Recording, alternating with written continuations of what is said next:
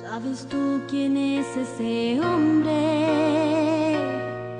que se cree más grande que mi Dios?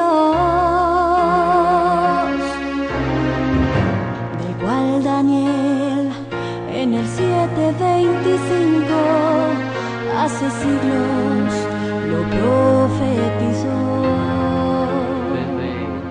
Desde la Ciudad de México.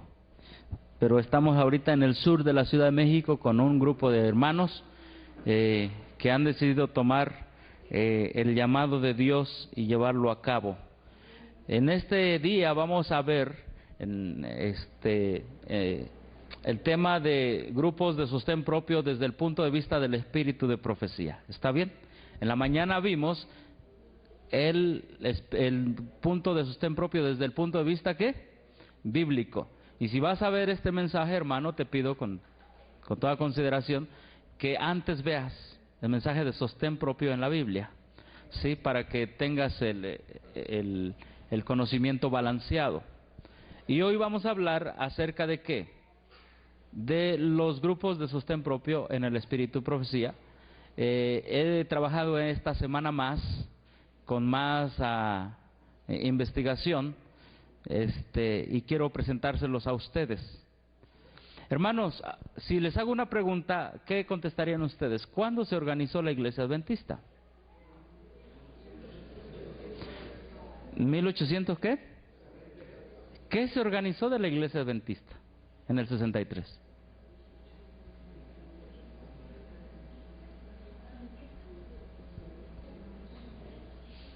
En 1863. Generalmente cuando le preguntamos a un adventista, ¿cuándo se organizó la Iglesia Adventista? Exactamente, muy bien, 1863. ¿Pero qué se organizó de la Iglesia Adventista?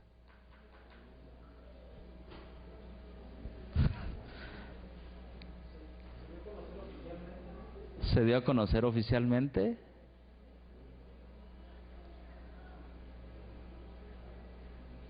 Muy bien. Hacemos un repaso rápido. Después del gran chasco de 1844, hubo un periodo en que ese grupo podríamos decir, de los que quedaron chasqueados, algunos abandonaron el mensaje, otros siguieron guardando el primer día de la semana, el domingo, etcétera, pero hubo un grupito que empezó a estudiar la Biblia. Y empezaron, para el año de 1848, se organizan los pilares de la fe adventista. 1848 se organiza el sábado, el santuario, la ley de Dios, la no inmortalidad del alma, ¿sí? Los pilares de la fe adventista, el mensaje de los tres ángeles. En 1848 se tiene la teología básica y pilar del adventismo. Muchos pensamos que en 1863 se organizó la iglesia y dijeron, bueno, vénganse, vamos a organizarnos a ver qué vamos a creer, y no. En 1848 el adventismo define los pilares de la fe adventista. ¿Queda claro, hermanos? ¿Sí? 1848 se definen los pilares de la fe. Ahora, ¿había una organización? ¿Había asociación? ¿Asociación general? No, pero ya había ¿qué? Teología. ¿Nos queda claro, hermanos? Que no puede haber organización sin una base bíblica y teológica. Ahora, todos estos hermanos que Dios los usó para plantar los pilares de la fe, ¿estaban en la verdad? ¿Sí o no? Estaban en la verdad. ¿Eran pueblo de Dios? Sí. Aunque no se había formado la organización, ¿eran pueblo de Dios?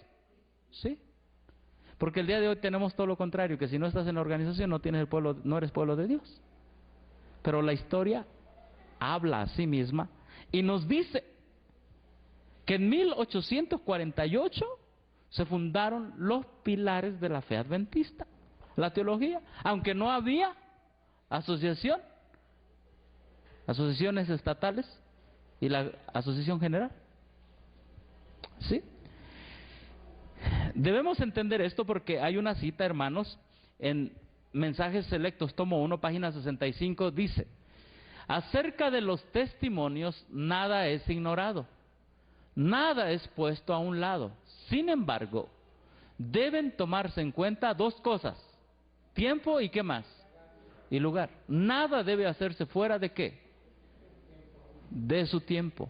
Algunos asuntos deben ser retenidos porque algunas personas darían un uso impropio a la luz dada. Son esenciales cada jota y cada tilde y deben aparecer en un tiempo ¿qué? Oportuno. En lo pasado, los testimonios fueron cuidadosamente preparados antes de que se los enviara para su publicación, y todavía cada asunto es cuidadosamente estudiado después de ser escrito por primera vez. Hermanos, hay una ley. Vamos a estudiar los testimonios en esta noche, en esta tarde, pero debemos precavernos de algo. Debemos tomar en cuenta ¿qué? El tiempo y ¿qué más? Y el lugar. ¿Está bien? Debemos entender eso.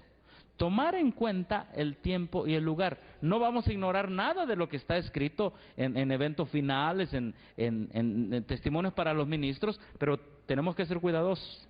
Tenemos que tomar en cuenta el tiempo y el lugar. ¿Está claro, hermanos? ¿Sí? Debemos tomar en cuenta el tiempo y el lugar. Para mí, aquí está este libro escrito por el nieto de Elena de White. Se llama Arturo L. White.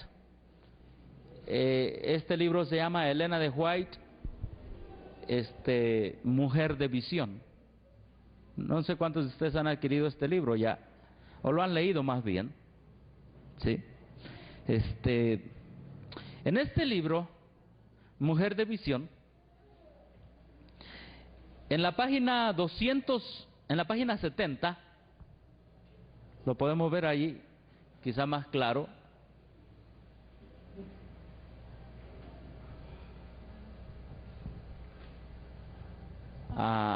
¿Se ve allí, hermanos? Como que las líneas no dejan ver, ¿verdad? Ajá. Sí, nos puede ayudar a bajarlo para que se vea incluso acá abajo, porque para que se vea un poquito mejor. Ahí está. Miren, apoyo financiero para la causa de ¿quién dice?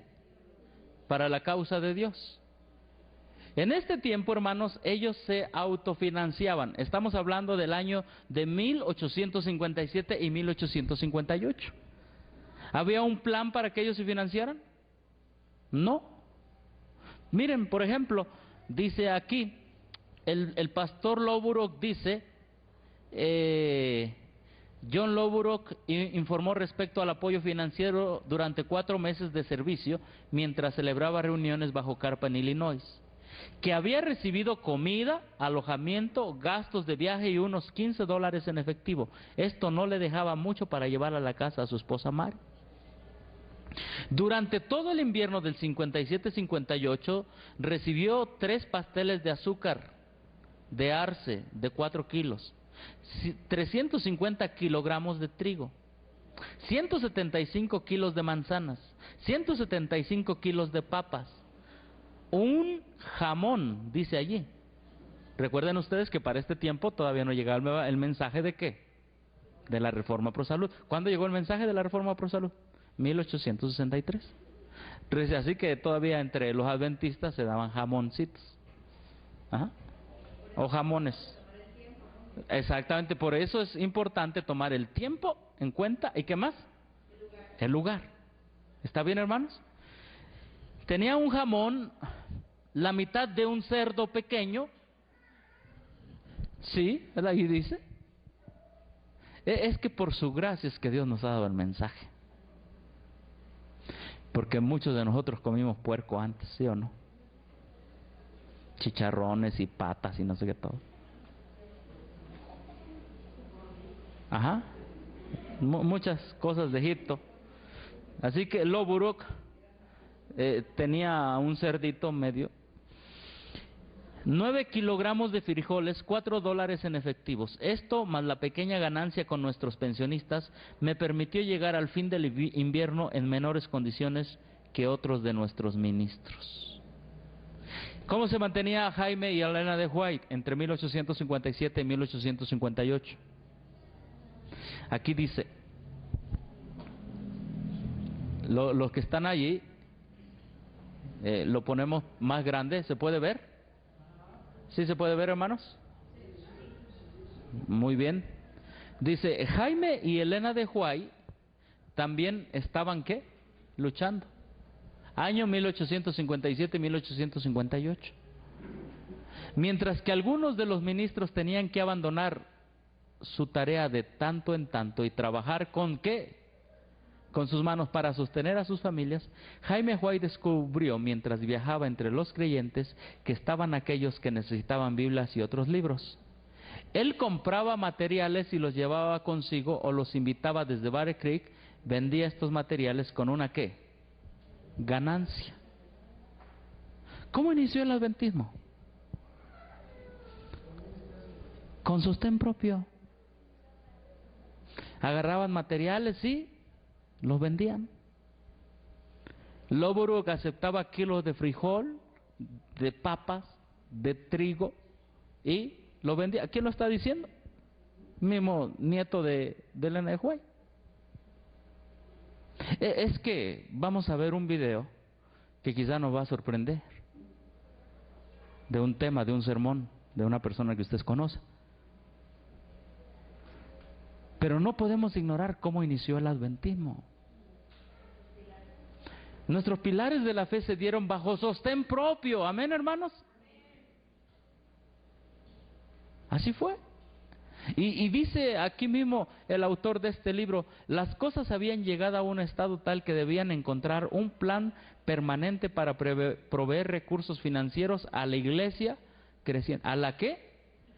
¿Había iglesia en 1857? ¿Sí o no? Sí. ¿Estaba organizada? No. ¿Los podían sacar de la organización a ellos? No, pero ya eran iglesia. ¿Cómo me gustaría compartir esto con nuestros compañeros pastores? Porque esto se vende allí con ellos. En Gema Editores y todo, ahí se vende toda esta materia. El problema es que lo venden, pero nada más lo venden. Ajá. Entonces queda claro cómo los pioneros en los 1857 se autofinanciaban y ¿qué más? Y recibían donativos. Repito, estoy presentando este material, también lo voy a presentar allá en Chiapas, aquí porque habemos muchos de varias partes de México y algunos hermanos que nos visitan del estado de Morelos, porque es necesario tener las bases y definirnos para trabajar para el maestro ya, hermanos. ¿Sí? De todas maneras, yo no voy a forzar a nadie, ni es mi trabajo después de esto, decirles a que crean. Eso ya es trabajo de ustedes con Dios. Entonces, 1848 se funda la teología adventista. En el 58, los hermanos se siguen autofinanciando. ¿Sí? Y en 1859 se organiza el plan de los diezmos. ¿Sí? Y Jaime White dijo en 1861, dice, proponemos que los amigos den un diezmo o una décima parte de sus ingresos estimando que sus ingresos son el 10% de lo que poseen. Luego vienen las donaciones personales. Los jóvenes que no tienen propiedades se adelanten aquí noblemente con sus ofrendas. El plan de benevolencia sistemática recibió pronto el apoyo de Elena de White y ella lo ligó al diezmo. Al comienzo no se separaban los diezmos y las ofrendas. La demanda de fondos era principalmente para apoyar a los ministros y la obra ¿qué? Evangelizador. Ahora, con el contexto bíblico de la mañana, ya entendemos para qué es esto, ¿no? Para qué son los diezmos y las ofrendas. El que viva del evangelio, ¿qué? ¿Qué coma? Del Evangelio. Entonces, al principio no hacían separación, no había que combinado, que el 60-20-20 y todas esas cosas. Era todo ¿para qué? Para la predicación del Evangelio. ¿Cuándo se organizó la iglesia adventista? En 1859 se organiza el sistema de diezmos. Años atrás, en el 1848, la doctrina adventista. Miren lo que dijo Jaime White cuando estaban ya por organizarse en asociaciones. Ajá. Miren lo que dijo. Eso está también aquí en este libro, pero es importante que lo tengamos en mente. Dice así, porque estaban proponiendo tener un credo. Y entonces Jaime White dice: ahora, yo sostengo que los credos están en directa oposición a los dones. Está hablando de los dones espirituales. Dice Jaime White: supongamos un caso. Levantamos un credo declarando simplemente que creeremos sobre este punto y el otro, y que haremos con referencia a este punto y aquel otro, y decimos que también creeremos en los dones. ¿Entendemos lo que dice Jaime White?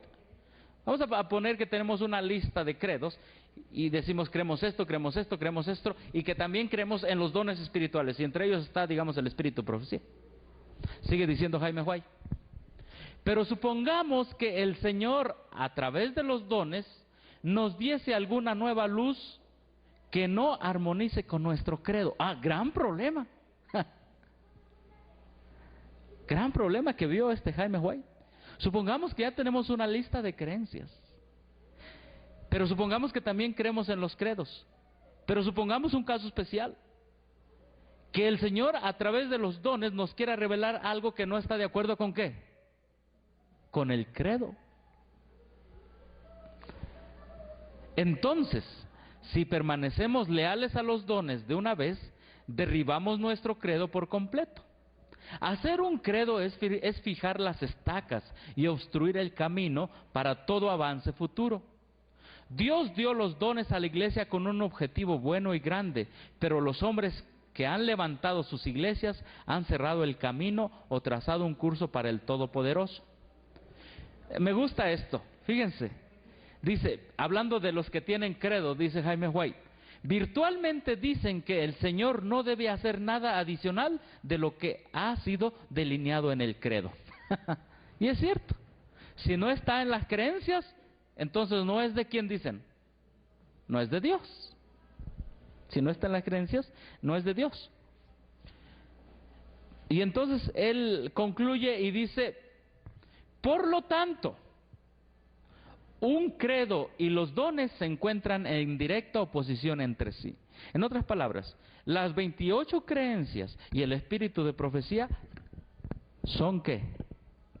Un contraste pleno. Porque si el espíritu de profecía te habla de sostén propio y no es apoyado por las creencias adventistas, ¿qué vas a hacer? Este problema ya lo estaba preveyendo a Jaime White. ¿Cuál es nuestra posición como pueblo?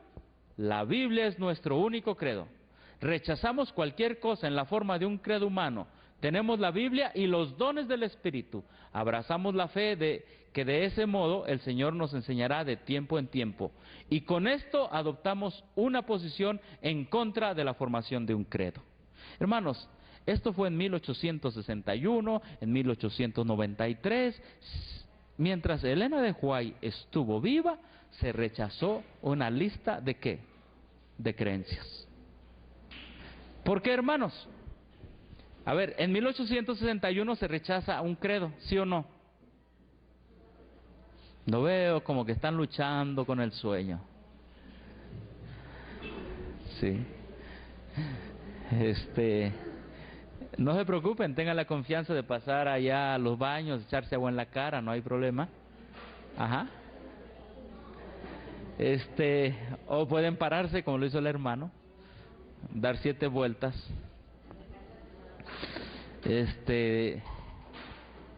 Entonces, en 1881 se rechazó, ¿qué? El credo. En 1863, gracias por decirme, en 1873 nos dicen que es cuando se organiza, ¿qué? La Iglesia Adventista del Séptimo Día. Pero debemos entender, miren, el adventismo empezó con un grupito. Ese grupito tuvo la teología correcta de los pilares de la fe.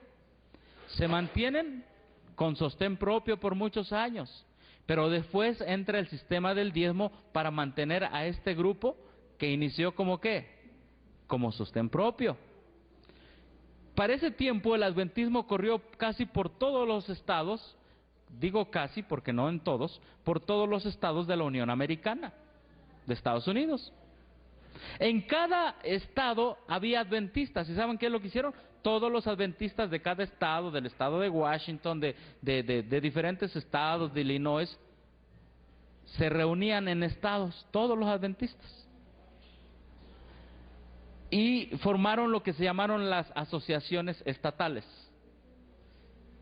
¿Qué pasa en 1863 entonces? Cuando nos dicen que se organizó la Iglesia Adventista. Lo único que pasa es que todos los adventistas de todos los estados son llamados a Battle Creek, y en Battle Creek se organiza la asociación de todos esos estados que ya estaban ¿qué? Organizados. Se constituyen en una organización. Ahora, la organización está basada y fundamentada en la teología, en los pilares de la fe adventista. No puede haber una organización verdadera sin una teología ¿qué? Verdadera. ¿Por qué? Porque el día de hoy estamos viendo que que la organización actual está desechando el mensaje de los tres ángeles. ¿Ahora entendemos? ¿Sí? La organización actual está desechando el mensaje de los tres ángeles, es decir, el fundamento por el cual fue llamado. Ajá. Y ahora la gente está pensando que si te sacan de la organización, ¿te sacan de qué? De la verdad. Hermanos, la organización se fundó con la verdad. Si nosotros apostatamos de la verdad, aunque tú estés en la organización, hermano, nos convertimos en apóstatas. Puedes estar en la organización si apostatamos de la verdad, o si hay un grupo independiente, porque hay grupos independientes. Me he encontrado algunos allá en el sur que no, nosotros somos independientes, qué bueno, pero no, hermano, ¿por qué no comen carne? Me he encontrado con grupos así. A ver, entonces hay dos grupos de independientes. Está el grupo independiente de la organización y a la misma vez el grupo independiente de la doctrina. Bien podría decir con muchas bases y fundamentos que la organización actual adventista es un grupo independiente del mensaje de los tres ángeles. Ustedes lo saben y hemos hablado de eso. ¿Sí? Tan envuelto está en el ecumenismo que eso no es el mensaje de los tres ángeles. Así que repasando, en 1863 se organizó nada más la estructura que iba a hacer circular la comunicación, pero ya estaba la teología se sustentó por sostén propio, después vino el sistema de diezmo para ayudar a los que predicaban el mensaje de los tres ángeles, y entonces se organizó la estructura, pero ya estaba la teología. Entonces la siguiente vez que alguien te pregunta ¿cuándo se organizó la Iglesia Adventista?, ¿qué le vamos a decir? ¿Qué es lo que hace la Iglesia Adventista? ¿Una organización? ¿Qué hace la Iglesia Adventista? El mensaje. Nosotros tenemos que enseñar, hermanos. O sea, porque quizá yo no sé, pero en 1863 también se organizaron compañías y se organizaron corporativos, etcétera. Pero debemos enseñar a la gente a decir que en 1863 nada más se organizó institucionalmente. Se le dio orden a todas las asociaciones, porque ya tenían la teología correcta. ¿Sí? Ahora, nuestros hermanos que estaban antes del 63, ¿estaban en la verdad? Claro que sí. Incluso se me pasó decirles lo que dice allí. Apoyo financiero para la causa ¿de quién? De Dios. Pero no había organización, pero ya era la causa de Dios. Ahora que están diciendo que si no estás en la organización, no estás en la causa de Dios. Yo invito a todos los hermanos a que lean este libro para que entiendan la manera como Dios nos ha ido guiando. A medida que nuestros miembros fueron aumentando, resultó evidente que sin alguna forma de organización habría gran confusión y la obra no se realizaría. La organización era indispensable para proporcionar sostén al ministerio, dirigir la obra en nuevos territorios, proteger tanto a las iglesias como a los ministros de miembros indignos, retener las propiedades de la iglesia para la publicación de la verdad por medio de la prensa y para muchos otros objetos. La organización nos fue dada luz por su espíritu en el sentido de que había haber orden y qué más, y disciplina cabal en la iglesia. La organización era ¿qué? Esencial. Sí, hermanos, Dios no está peleado con la organización, hablando en concepto. Dios no le gusta la corrupción de la organización. ¿Entendemos? Hermanos, si la organización hubiese seguido con el mensaje de los 3 ángeles, nosotros estaríamos allí, ¿o no? Hablando de las líneas regulares. Dios no está peleado con el concepto de organización, orden y disciplina. Dios es un Dios de orden. Pero ¿de qué sirve que las 12 tribus estuvieran bien ordenaditas si pedían volver a Egipto? Digamos, un ejemplo. ¿De qué sirve que estuvieran bien ordenaditas si pidieron tener un rey como las demás naciones? ¿De qué les sirvió el orden y la organización? Son los principios que debemos entender, hermanos. Que ser ordenados y organizados, hermanos, hasta la Iglesia Católica tiene orden y tiene organización, pero ¿quiere decir que son la iglesia verdadera porque tienen orden y están organizados? No.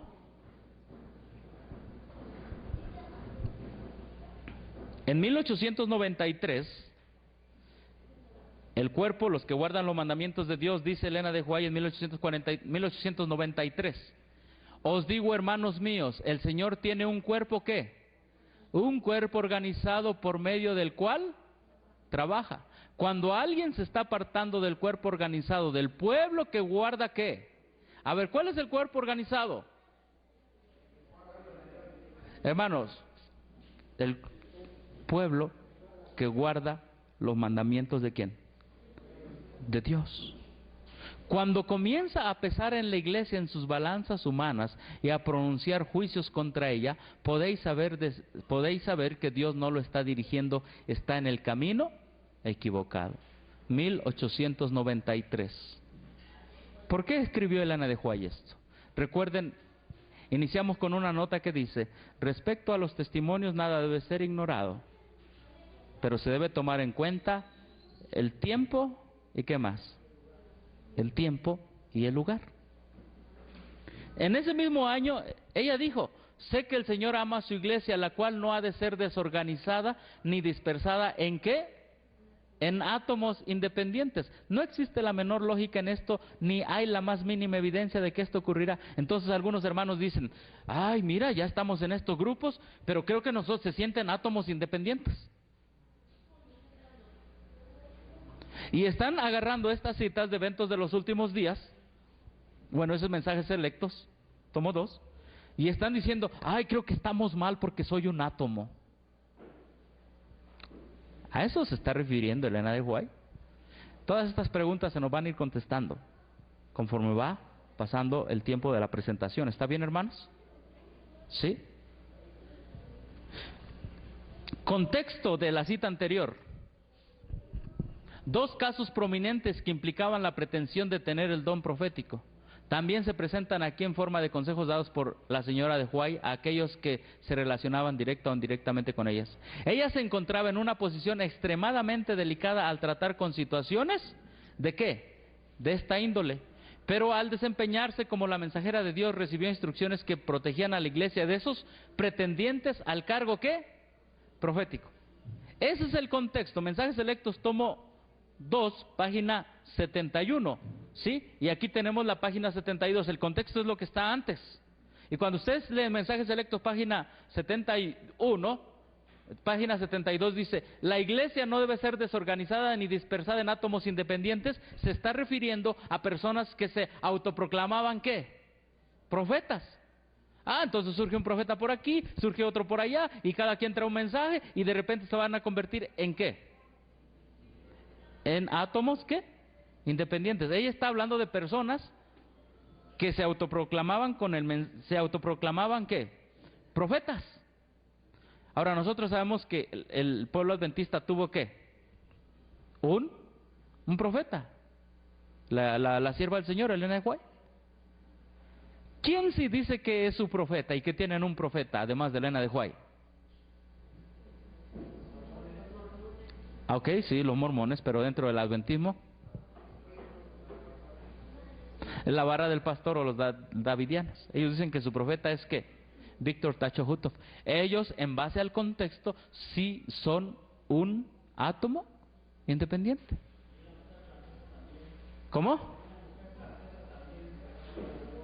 Sí, hay... Ajá. Ahora, estos profetas, si nosotros vemos el contexto, había también en esa época, porque esto está en Mensajes Selectos, tomo 2, dice, nuevamente digo, el Señor no ha hablado mediante ningún mensajero que llame Babilonia ¿a quién? A la iglesia. Ahora, más adelante nosotros vamos a ver cuál es el contexto y la definición de iglesia de Elena de White. ¿Está bien? Recordemos una cosa. Cuando la gente agarra y lee eventos de los últimos días, lee por ejemplo un párrafo, lo interpreta a como él piensa que debe de ¿qué? De interpretarse. Pero como no está el contexto del párrafo, sino está otro párrafo que tiene otro contexto, pues la persona dice, pues yo pienso que esto se trata de esto. Entonces, ¿qué tenemos que hacer? Ir a los contextos. Elena White está diciendo que ninguno debe llamar a su iglesia, ¿qué? Babilonia. Pero vamos a ver más adelante todo lo que abarca el concepto de iglesia. ¿Está bien? ¿Sí? Sigue diciendo que guarda los mandamientos de Dios. Es verdad que hay cizaña junto con el trigo, pero Cristo dijo que enviaría a sus ángeles a reunir primero la cizaña en atados para quemarla y ponerla y a poner el trigo en el granero. Sé que el Señor ama a su iglesia, la cual no ha de ser desorganizada ni dispersada en átomos ¿qué? Independientes. No existe la menor lógica en esto, ni hay la más mínima evidencia de que ocurrirá tal cosa. Quienes obedezcan este mensaje falso y procuren influir en otros para que también lo acepten, serán engañados y preparados para recibir engaños mayores, y los frutos de sus esfuerzos se reducirán ¿a qué? A la nada. Aquí había un señor que se llamaba el señor Stanton, que andaba diciendo en aquella época, cuando la iglesia, cuando Elena de White estaba viva, obviamente, en 1893, había un hermano que estaba diciendo que la iglesia con la profeta del Señor eran ¿qué? Babilonia. Y Elena White dice, ¿cómo vas a creer que los que guardan los mandamientos de Dios son ¿qué? Son Babilonia. Dice, no hay evidencia en la Biblia que los que guardan los mandamientos sean ¿qué? Babilonia. Noten bien una cosa, hermano. Los que guardan ¿qué? Los mandamientos. No pueden ser ¿qué? Babilonia. Ajá. Si me permiten, vamos a avanzar con el... ¿Cuál? Ni dispersada en átomos independientes. Ok, vamos a ir, conforme vayamos entendiendo el tema, se van a ir disipando dudas.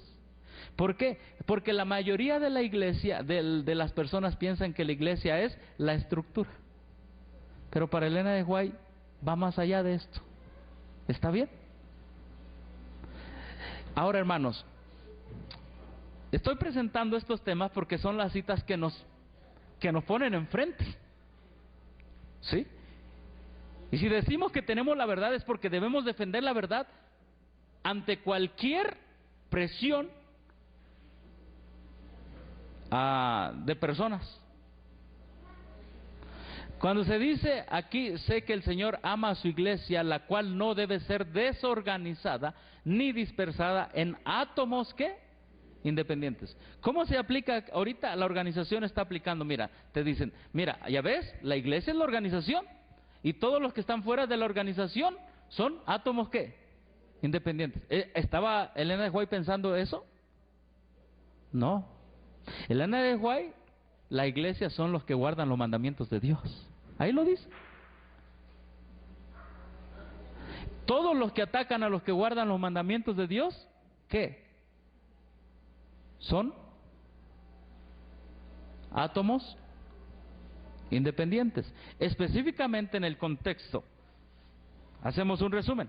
Había dos personas que decían tener el don profético. Había un hermano que estaba llamando a los que guardaban los mandamientos de Dios, los estaba llamando ¿qué? Babilonia. En otras palabras, había tres personas. Y Elena de White dice, no es que uno se va para allá con un mensaje diferente, otro para allá con un mensaje diferente, otro para acá, ¿con qué? Con un mensaje diferente llamando a los que guardan los mandamientos de Dios, ¿qué? Babilonia. No, Dios no trabaja de esa manera. Dios trabaja de una sola manera, a través de los pilares de la fe adventista. Amén. Pero más adelante esta cita se nos va a aclarar. ¿Sí? Se nos va a aclarar. Les digo y repito, la mayoría de los miembros de las líneas regulares sacan estas citas y dicen, ya ves, esas reuniones que están allí son átomos independientes. No, hermanos, les quiero decir que si Elena de White estuviera viva, el día de hoy se tomara una foto con nosotros. Se ríe la hermana. Sí. 1894 Elena de White se vuelve independiente de la organización en las huellas del romanismo. Ahora, aquí tenemos unas citas. Miren nada más. Está Testimonios para la Iglesia, tomo 7. Elena de White, este es un capítulo que se titula El Autor. ¿Cómo se titula el capítulo? El Autor. Había una situación en 1894. En 1894, la sierva del Señor vio que había una situación en la casa publicadora.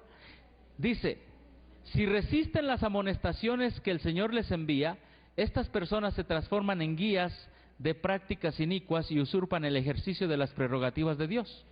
¿Qué hacían los líderes de la Conferencia General en 1894? Al tratar de controlar las mentes de los hombres se atreven a hacer lo que Dios mismo no haría. De esta manera siguen las huellas del romanismo. Introducen sus propios planes y métodos, debilitan la fe de los demás en la verdad mediante sus conceptos equivocados de Dios, y con ellos introducen principios falsos que obran como levadura para manchar y corromper las instituciones iglesias. Escuchen bien acá abajo. Dios no justificará ningún plan por medio del cual el hombre trate de gobernar u oprimir en el menor grado ¿a quién? A sus semejantes. Tan pronto como el hombre trata de establecer una regla de hierro para los otros hombres, deshonra a Dios y pone en peligro su propia alma y las almas de los hermanos. En 1894 Elena de White dice, la organización que se levantó con sostén propio y después que se organizó institucionalmente en 1873, para 1894, ¿están siguiendo las huellas de quién? De Roma. ¿Qué es seguir las huellas de Roma? ¿Actuar? ¿Como quién? Como Roma. ¿Cómo es que actuaban como Roma? Controlaban a la gente, punto.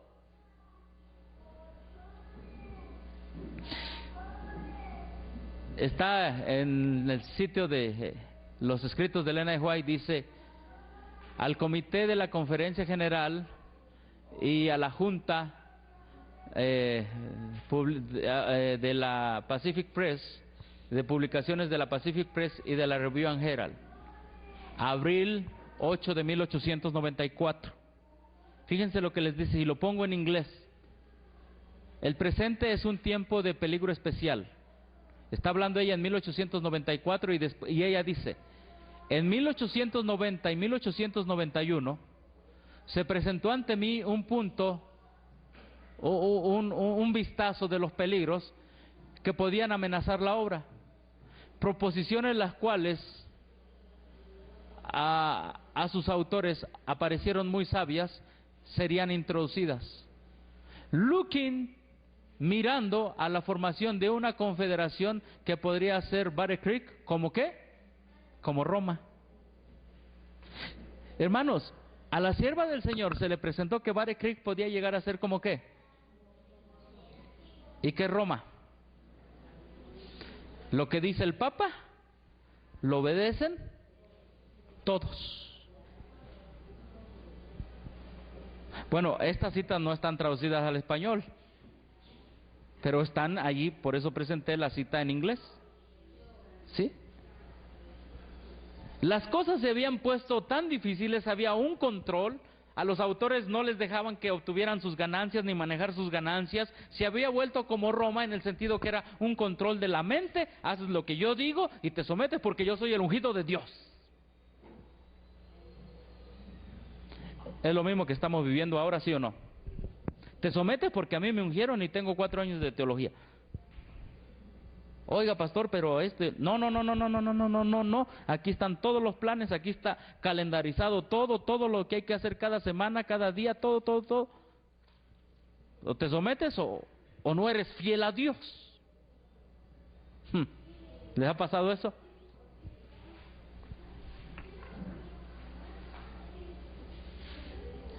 Elena de White, la situación era difícil, que Elena de White, aquí está la cita que me pidió el hermano que viene de satélite la última vez. En 1894 Elena de White le escribe al de la Pacific Press y le dice: estoy enferma en el corazón de esta administración, estoy harta de esta ¿qué? Oiga, pero ¿no es la organización que levantó Dios? Sí, pero ¿qué le estaba pasando a la organización? Estaba actuando con los principios ¿de quién? De Roma. Y Elena White dice: yo también estoy harta de esta organización. Es decir, por el control. Y luego dice: debo creer que usted no hubiera hecho esto si hubiera sabido la situación. Ahora, soy capaz de entender más perfectamente la luz que se me dio cuando mi marido estaba tan débil en Greenville, Michigan. Ese fue el comienzo de las instrucciones divinas sobre los ¿qué? Los medios. De aquí en adelante vamos a ver qué medios son recursos financieros. Se me mostró que el Señor quiere a mi marido y yo independientes de todas nuestras instituciones en asuntos financieros. Hay tanto control como Roma. ¿Fue el problema la organización, hermanos? No. ¿Cuál fue el problema? La corrupción de la organización. Tanto así que el Señor le mostró a la sierva del Señor que debía permanecer ¿qué? Independiente de casi todas las instituciones. ¿Casi todas? ¿Independiente de qué? Quiero hacer más grande esto. Ahí se ve, ¿verdad? Ya se salió, ahorita metemos a Elena de White otra vez. Se me mostró que el Señor quiere a mi marido y a mí y yo independientes de todas nuestras instituciones en asuntos financieros. Nuestros hermanos podrían hacer muchos planes para obtener ¿qué? Control de las ganancias de nuestros libros y otras publicaciones, pero nosotros debemos mantener los medios para usarlos como el Señor nos dirija. Podríamos entender las necesidades de la obra mejor que otros. Dios nos enseña cómo disponer de los medios. Amén. Entonces, ¿sí pueden ver los hermanos de acá o tapo de esta parte? ¿Sí ven? Ok. Me ayuda la palmera. ¿Queda claro la situación? ¿Cómo se fue dando? Se fundan los pilares de la fe adventista por medio de sostén propio, entran los diezmos, entran las casas publicadoras, entra la organización. En 1873 se institucionaliza todo, pero para el 94, ¿cómo estaba? Una confederación como Roma. Tanto así que la sierva del Señor dice, pues a mí el Señor me mostró que yo voy a manejar mis medios financieros. Amén. Y voy a ser independiente. Sí, hermanos, esa cita ahí está, donde materiales de 1888. Si Elena de White viviera hoy y dijera eso, ¿qué le dirían a Elena de White? Que va en contra de la Santa Iglesia. ¿Sí o no? Sí, le dirían eso. Para 1895 había un poder despótico y otra vez Elena de White vuelve a decir, en Testimonio para los Ministros, vuelve a decir que estaban siguiendo las huellas de Roma. La página, vamos a ver en primer lugar estas citas de eventos de los últimos días. Sí, noten que todo es tomado de 1895, Testimonios para los Ministros. La Asociación General misma está corrompiéndose con equivocados sentimientos y principios. Otra, los hombres se han aprovechado de lo que suponían están bajo su jurisdicción. Estaban decididos a que esas personas se sometieran a sus condiciones, querían gobernar a toda costa. Ese es el principio de Roma en el adventismo. No, aquí nada más se va a repartir el enfoque y cuidado que no venga otra revistita más. No, aquí hay un rol. El poder despótico que se ha desarrollado, como si el cargo hubiera convertido a los hombres ¿en qué? Me hace temer y debe producir temor. Es una maldición donde quiera que se le ejerza y quien quiera lo ponga en práctica. Cada vez que tu pastor te dice, hermano, lo hace porque yo lo mando. Oiga, pero una base bíblica del Espíritu. No, son los planes de la organización. Oiga, pero esto contradice. Hermanos, cuando viene el poder despótico, es una maldición. 1895. Fíjense lo que dice. En el centro de la obra, las cosas están modeladas de tal suerte que toda otra institución sigue la misma conducta. Y la Asociación General misma está corrompiéndose con equivocados sentimientos y principios. ¿Se acuerdan de esto que lo habíamos leído? Pero este es su contexto. ¿Sí? En la elaboración de planes se manifiestan los mismos principios que han gobernado las cosas en Battle Creek durante un buen tiempo. Estamos presentando esto porque cada vez más vemos lo que dice la sierva del Señor. Respecto a los testimonios, nada debe ser ignorado, pues se debe tomar en cuenta el tiempo y ¿qué más? El lugar. El poder despótico que se ha desarrollado, como si el cargo hubiera convertido a los hombres en dioses, me hace temer.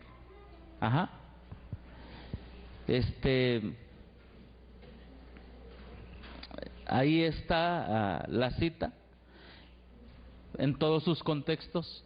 Este enseñoreamiento de la verdad del Señor creará un resentimiento tan grande hacia la conducción humana que producirá un estado de insubordinación. Hermanos, la sierva del Señor ya estaba preveyendo lo que estamos viviendo ahora.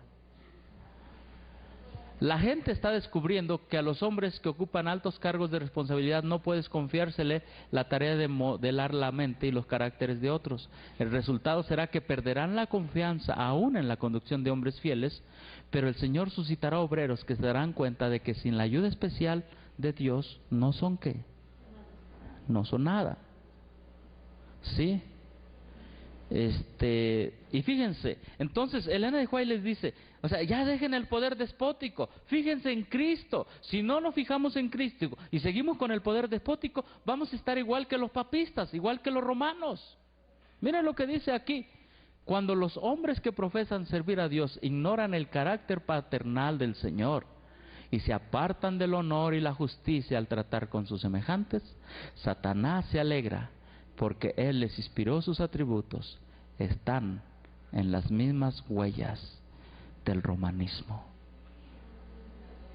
Aquí está, testimonios para los ministros. La sierva del Señor le está diciendo, están controlando, están siendo como Roma. Y hermanos, con un escrito está, si tú estás viendo que te están controlando, disciplinando, defraternizando, sin un escrito está, sin la Biblia, sin el espíritu de profecía, solo porque la orden viene de arriba, quiero decirte que los que lo hicieron están en las mismas huellas del romanismo. No tiene nada de malo que tú, como la sierva del Señor, decidas ser independiente de todas las instituciones, pero seguir en la obra del mensaje de los tres ángeles. Porque Dios no mandó a la organización a controlar el mensaje. Dios mandó a la organización a predicar el mensaje sin restricciones ni control. Sí con orden, pero no restricciones ni control. Sí, que la rama médico-misionera, que los colportores, que los maestros, que educación, con orden, sin restricción. ¿Qué pasaba en ese momento? Los hombres se creían dioses. Y hoy parece que sucede lo mismo. ¿Sí o no? Hermana, ¿y por qué si fue a esa reunión no me avisó a mí? ¿Acaso tengo que orar al pastor que está en la asociación para que me cuide camino a la reunión que voy? No, Padre nuestro que estás en el cielo, guárdame durante el camino. Ahora hay que avisarles a dónde fuimos, qué estudiamos. Hermana, no la vimos aquí en la mañana, ¿dónde estuvo? No estuvo en la tarde, ¿dónde se fue? Los hombres se creen dioses. Ya ni Dios le manda tantos requisitos a usted. ¿A poco cuántos de nosotros Dios nos dice a dónde fuiste, cómo hiciste? No. Bueno, ¿entendemos el contexto de 1895 cuando la sierva del Señor decide ser independiente? En asuntos financieros de todas las instituciones. ¿Sí? En 1896, Elena de White se da cuenta de algo. Y lo dice, y está en Eventos de los Últimos Días, la edición del 92, página 51, pero también en Testimonios para los Ministros 342. Y dice, ¿qué dice? ¿No es sabio escoger a un solo hombre como presidente de la Asociación General? ¿Hay presidente ahorita? ¿Es sabio? ¿Qué está escrito? ¿Es sabio? Quizá durante el transcurso de esta presentación nos vamos a dar cuenta que ¿por qué no es sabio? Ahora, si el consejo dice que no es sabio, ¿por qué lo tenemos? Y si lo tenemos, ¿qué estamos demostrando? ¿Que somos sabios? ¿Que somos ignorantes? ¿Que somos desobedientes a nuestro Dios? Hermanos, aquí está en Evento de los Últimos Días, que no es sabio. Porque teniendo el mensaje aquí, lo desechamos. Dice, no es sabio.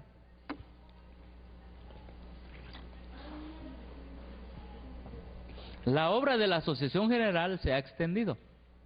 Algunas cosas se han hecho innecesariamente complicadas. Se ha manifestado una falta de discernimiento. Debe haber una división del campo. Debe idearse algún otro plan para cambiar el actual estado de ¿qué? De cosas. ¿Cuál era el estado de las cosas? Control y manipulación. En ese año, en 1896, Elena de White dice lo siguiente. La voz de Barry Crick, que ha sido considerada como autoridad para aconsejar cómo debiera hacerse la obra, ya no es la voz de Dios. Es que es sencillo. Si ella dijo que estaban siguiendo las huellas de Roma, ¿cómo iban a ser la voz de qué? De Dios. ¿Sí? Es sencillo eso. Evento de los Últimos Días, página 51. Entonces, la sierva del Señor llama a una reorganización en 1901. ¿Qué requería esa reorganización? ¿Seguir las huellas de Roma? ¿Seguir controlando? ¿Seguir manipulando? ¿Qué significa re? El prefijo re, ¿qué implica? Otra vez. Repítelo. ¿Qué quiere decir? Dilo otra vez. Re es un prefijo de hacerlo otra vez. ¿Otra vez a qué? A organizarnos. ¿Pero cómo? ¿No ya estaba la organización? Sí, pero estaba bajo principios y fundamentos, sobre todo los principios de gobierno. La organización estaba bajo principios de gobierno que seguían las huellas de Roma. Y el Señor llama a una es decir, otra vez, reorganización. 1901. ¿Sí? Y fíjense, esto es lo que dice Ellen White. Lo que queremos ahora es una ¿qué? Reorganización. Deseamos comenzar en el fundamento, edificar sobre un principio diferente. Claro, ¿cuál era el principio que ya lo estaba llevando? El control. ¿Y hacia dónde lo estaba llevando? Hacia Roma. Fíjense lo que dice. Y está ahí adelantito. Aquí hay hombres que están a la cabeza de nuestras diversas instituciones, intereses educacionales, de las asociaciones en diferentes localidades y estados. Todos ellos han de mantenerse como representantes para tener voz en la tarea de moldear y idear los planes que deben llevarse a cabo. Debe haber más que uno, o dos, o tres para considerar todo el vasto campo. La obra es grande y no hay ninguna mente humana que pueda planear sola la obra que necesita hacerse. Aquí la sierva del Señor está dando un discurso a la Asociación General el 3 de abril de 1901 y dice: ahora deseo decir que Dios no ha puesto en nuestras filas ningún poder monárquico para controlar esta o aquella rama de la obra. La obra ha sido grandemente restringida por los esfuerzos ¿de qué? De controlarla en cada área. Debe haber una renovación, debe haber una reorganización, deben incorporarse en las comisiones un poder y una fuerza que son necesarios. Ella está hablando ante el Congreso reunido de todos los adventistas en Battle Creek el 3 de abril de 1901 y les dice: ya basta, hermanos. Si van a seguir con el poder monárquico, despótico, controlador, empecemos sobre un nuevo fundamento, que todos somos hermanos. Amén.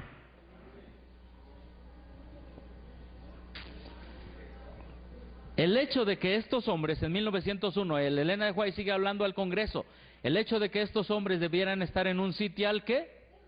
Sagrado, como si fueran la voz de Dios al pueblo, como creíamos que la Asociación General lo era, es un asunto ¿de qué? Del pasado. Es que es sencillo. Si el hombre está con un poder despótico, ¿qué quieres? ¿Cuánto quieres? No te doy. Vente. No le hables. No te reúnas. Si están con un poder despótico. Pero ese es poder despótico, ¿sí o no? ¿Cuántos de ustedes han tratado de hablar con su pastor o con alguien así? Con un presidente. ¿Han mostrado el carácter de Cristo? ¿O un poder despótico? Es sencillo, apliquemos los principios.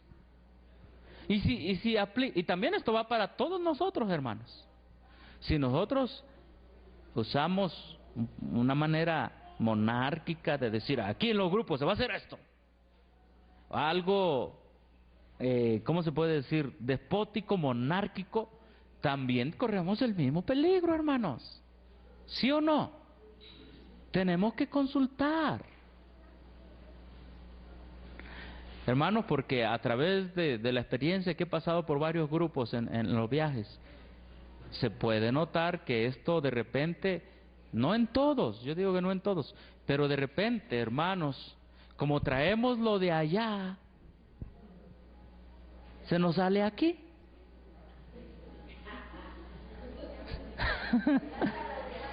No, yo estoy hablando para todos, porque es un mensaje... Es un mensaje para todos, y lo digo con amor, hermanos. No, es que esto, hermanos, es para uno mismo. No, hermanita. No estamos hablando de eso. Estamos hablando de que debemos aprender nosotros a mostrar el carácter de Cristo. Amén. ¿Sí?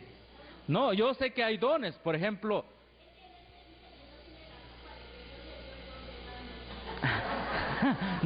No, aquí no estamos hablando, incluso Elena de Huay habla de hermanos que tienen esa capacidad de ir a abrir caminos y campos no, yo reconozco que hay hermanos que, digamos que son tímidos y hermanos que son valientes, digamos así. No, aquí no se está refiriendo a esto. Aquí se está refiriendo que independientemente la característica que tú tengas, si eres tímido o seas valiente, tú estás controlando a la heredad del Señor. ¿Ven la diferencia? Hermano, porque puede haber una persona muy tranquilita, pero que tú vas, por ejemplo, los típicos tesoreros de la obra, son tranquilos. ¿Han visto los tesoreros? Casi todos son tranquilos. Oiga, vengo a que me firme un cheque para una ayuda allá, que vamos a hacer obra misionera. Vete a ver al presidente. Poder despótico. O sea, el hecho de que seamos tranquilos o que tengamos un carácter ¿Sabes tú quién es ese hombre que se cree más grande que mi